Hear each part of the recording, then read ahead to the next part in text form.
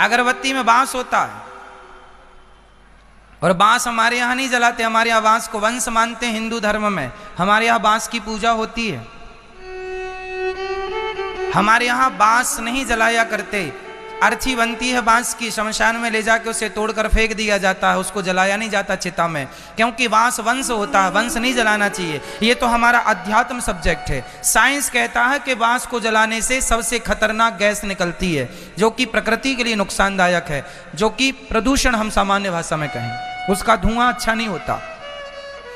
कंडे का धुआं, गाय का जो गोबर है, उस गोबर से जो कंडे ओपले हम बनाते हैं, वो जो धुआं होता है, वो धुआं प्रकृति के लिए फायदेमंद होता है, उससे नुकसान नहीं होता। आपको पता है, गाय के गोबर के बने कंडे प्रकृति के लिए फायदा करने वाले हैं। कुछ लकड़ियां जलती हैं, जैसे आम की लकड़ी, पीपल की लकड़ी, इसलिए इनको हवन कुंडों में इसका उपयोग किया जाता है। इसका भी एक साइंस, कितना गहरा साइंस है। कहते हैं आम की लकड़ियां जलाने से, पीपल की लकड़ियां जलाने से शुद्ध वातावरण होता, वातावरण शुद्ध होता है। 1 तोला घी जलाने से 1 टन ऑक्सीजन रिलीज होती है। 1 तोला घी से 1 टन ऑक्सीजन। इसलिए हमारे ऋषि मुनि घी की आहुति दिया करते थे, स्वाहा स्वाहा स्वाहा। बांस का कहीं जलाने का विधान नहीं है। तुम क्या जलाओ? धूप बत्ती जलाओ। धूपम समर्पयामि, धूप। हम लोग गाते हैं, धूप दीप तुलसी से राजी सत्य देवा। धूप से, दीप से पूजा हो, अगरबत्ती नहीं। नुकसानदायक है सब प्रकार से। लोग नहीं जानते। हमारे सनातन धर्म में लोग नहीं समझते चीजों को, बिना समझे सब चलता रहता। 2 अगरबत्ती लगाना भगवान की पूजा नहीं है। अरे भाई, स्नान करके सबसे पहले आप कपड़े पहनिए। कपड़े पहनकर शुद्ध जल तांबे के बर्तन में लीजिए, लोटा में जल डालिए। जल में केवल जल नहीं, यदि आपके पति पत्नी में खटास है तो पानी को मीठा कर लीजिए गुड़ डालकर। यदि आपका कारोबार नहीं चल रहा है, पैसा नहीं आ रहे हैं, तो उस पानी में कुमकुम डाल दीजिए, लाल कर लीजिए उसे, रंगीन कर लीजिए उसे। कुमकुम, रोली या फिर केसर, ये डालकर, 2 पत्ती केसर के डालकर, और फिर सूर्य भगवान को जल चढ़ाना चाहिए। सूर्याय नमः, आदित्याय नमः, भौमाय नमः, खगाय नमः, मित्राय नमः, भास्कराय नमः। कुछ ना आवे तो सूर्याय नमः 12 बार बोल दो। सूर्याय नमः, सूर्याय नमः, सूर्याय नमः, सूर्याय नमः, सूर्याय नमः। और खड़े खड़े 7 परिक्रमा लगा लो। सूर्य भगवान की 7 परिक्रमा लगती हैं। 7 बार वहीं पर घूम जाओ, ये भाव से कि हम सूर्य भगवान की 7 प्रदक्षिणा कर रहे हैं। ऐसा सूर्य भगवान का पहला प्रणाम होना चाहिए। उसके बाद आपके घर में जो ठाकुर जी हैं, जो भी लड्डू गोपाल, जो भी आपका घर में मंदिर है, वहाँ बैठकर बड़ी श्रद्धा से आप हनुमान चालीसा का पाठ करें, सुंदरकांड का पाठ करें। जिनके घर में रोज सुंदरकांड का पाठ होता है, मैं इस बात का गवाह हूँ। हमने अपने जीवन में, हमने बाल्यकाल से, छोटी सी आयु से ही हमने खूब सुंदरकांड का पाठ किया है। हमें तो पूरा याद हो गया था। हम तो 15 मिनट में पूरा सुंदरकांड पाठ कर लेते हैं, इतनी स्पीड हो गई थी, है ना। अब समय अभाव में हम तो नारायण कवच का पाठ नित्य करते ही हैं, परंतु जो हमारी पूजा पाठ है वो हम करते हैं। सुंदरकांड का पाठ हमने कई सालों तक रेगुलर खूब किया। आज भी कोई सुंदरकांड का पाठ करे तो उसके संग संग मैं बोल लेता हूँ, याद है कुल मिला के, ये समझो। तो सुंदरकांड, जिनके जीवन में सुंदरकांड का पाठ है, उनके जीवन को हमेशा आप ये मानो कि उनका जीवन सदा सुंदर ही होगा। समय निकाल कर आधा घंटा लगेगा। पहले शुरू में आपको 45 मिनट लगेगा सुंदरकांड के पाठ में, पहले 45 मिनट लगेगा। फिर आप 1 महीने तक करेंगे तो स्पीड बन जाएगी। फिर आप 30 से 35 मिनट में पाठ पूरा कर लोगे, और स्पीड हो जाएगी तो आप 20 मिनट में पाठ पूरा कर लेंगे।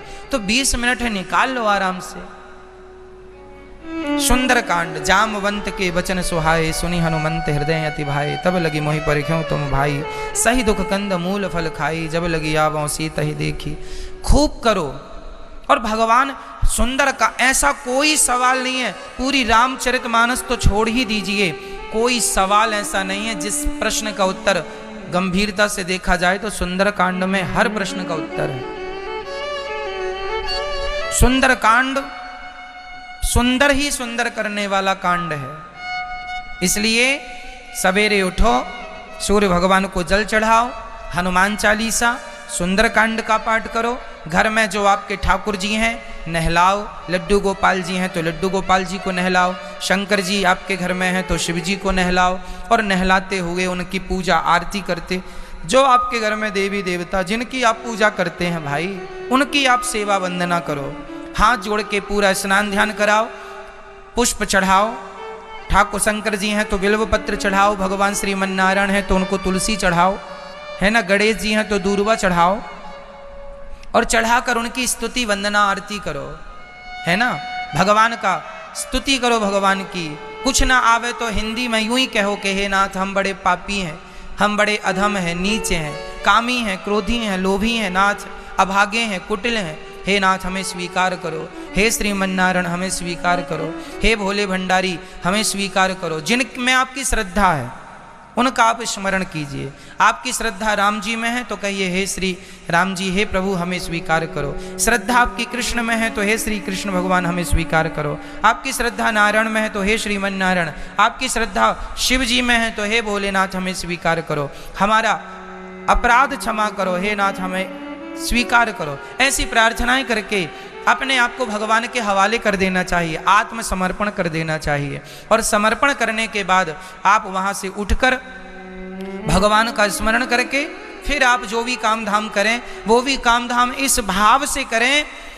अगरबत्ती सवेरे 2 जलाना ये ठीक नहीं है तो ठीक क्या है, आप कोई भी काम करें, काम करते हुए यही भाव बनाए कि हे नाथ जो ये हो रहा है, हे प्रभु, हे श्रीमन नारायण, ये सब आप ही कर रहे हैं, हम करता नहीं है, करता तो भगवान है, हमारे कन्हैया ही सब कुछ कर रहे हैं।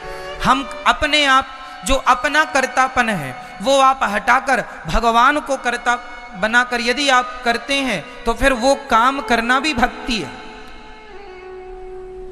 जैसे माताएं भोजन बनाती हैं तो आप भोजन किसके लिए बनाती हो मैया? बोलो मेरी माँ। मैया जी नींद आए बता देना,